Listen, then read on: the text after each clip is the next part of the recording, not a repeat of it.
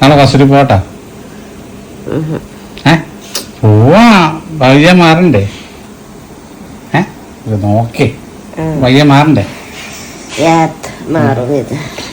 ശരി, ഇന്ന് ഞാൻ ഷോപ്പേ കിടക്കാട്ടാ. അതെന്താണ്? എനിക്ക് പണി വരൂലേ?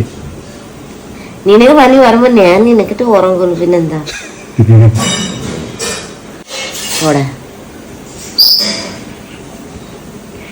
ചുന്ദരിക്കോരല്ലേ എന്റെ ചുന്ദരിക്കോരല്ലേ? എന്തോ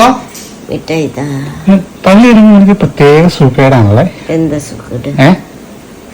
മിഠായി കഴിക്കണം, പിന്നെന്താ അൽഫാം കഴിക്കണം, പിന്നെന്താ പിസ കഴിക്കണം, മാഗി കഴിക്കണം. എന്താന്നറിയോ?